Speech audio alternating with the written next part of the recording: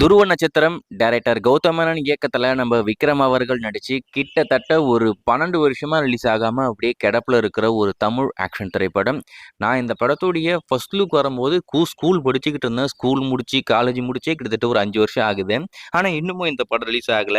எப்போ ரிலீஸ் பண்ணுவாங்கன்னு சொல்லிட்டு ஒன்றும் புரியல. ஏகப்பட்ட சட்ட சிக்கல், ஏகப்பட்ட ஃபினான்சியல் பிரச்சனை எல்லாத்தையுமே முடிச்சு படம் வரப்போகுது அப்படின்ற மாதிரி டேட் எல்லாமே அனௌன்ஸ் பண்ணாங்க. புதுசா ஒரு ட்ரைலரை கொண்டு வந்தாங்க. ஆனா படம் தான் வரல. இது வரைக்கும் இந்த படத்துல இருந்து 2 சாங் வந்திருக்கு. எத்தனை ட்ரைலர் வந்திருக்குன்னு சொல்லிட்டு கணக்கே இல்லை. கிட்டத்தட்ட ஒரு 3 ட்ரைலருக்கு மேல வந்திருக்கும்னு நினைக்கிறேன். பட் படத்தை எப்படா ரிலீஸ் பண்ணுவீங்க? ட்ரைலர்லாம் போதும்பா, படத்தை ரிலீஸ் பண்ணுங்கப்பா அப்படின்னு சொல்லிட்டு சியான் விக்ரம் ஃபேன்ஸ் எல்லாருமே இந்த ஒரு படத்துக்காக வெறிகொண்டு காத்துக்கிட்டு இருக்காங்க. பட் ஆனா கௌதம் மேனன் இருக்கிற பிரச்சனையில இந்த படத்தை எப்போ ரிலீஸ் பண்ணுவாருன்னே ஒன்றும் புரியல. ஸோ ரீசெண்டாக நம்ம கௌதம் மேனன் அவர்கள் ஒரு இன்டர்வியூ வந்திருக்காரு. ஸோ அந்த இன்டர்வியூவில் எப்பயும் கேட்குற ஒரே கேள்வி தான், துருவ நட்சத்திரம் எப்போ தான் வரும், என்னதான் ஆச்சு, படத்தை ரிலீஸ் பண்ணுறலாம் சொன்னீங்களே எப்போ தான் வரும் அப்படின்ற மாதிரி எல்லாரும் கேட்டுக்கிட்டு இருப்பாங்க. ஸோ மீண்டும் அதே மாதிரி ஒரு கேள்விக்கு அவர் என்ன சொல்லியிருக்காருன்னா, எல்லா பிரச்சனையுமே முடிச்சிட்டோம்.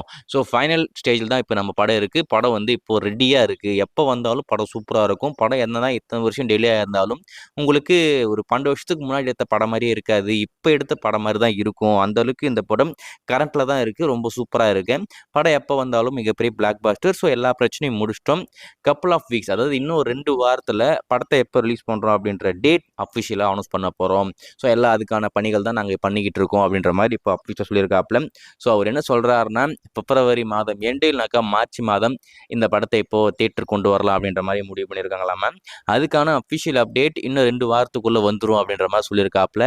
ஸோ வெயிட் பண்ணி பார்ப்போம். படத்தரப்பில் அந்த விஷயத்த அஃபிஷியலாக சொன்னதுக்கப்புறம் கண்டிப்பாக அப்டேட் பண்ணுறேன்.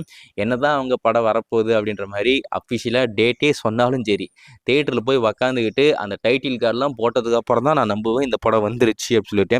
என்னதான் அவங்க டேட் சொன்னால் அது வந்துடும் சொல்லிட்டு நம்ப முடியாது. ஏன்னா ஏகப்பட்ட டேட் சொல்லியிருக்காங்க.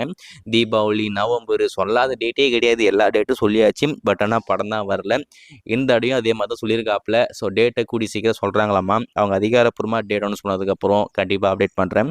நீங்கள் இந்த துருவ நட்சத்திரம் திரைப்படத்துக்கு எந்த அளவுக்கு ஈகராக வெயிட் பண்ணிட்டு இருக்கீங்க?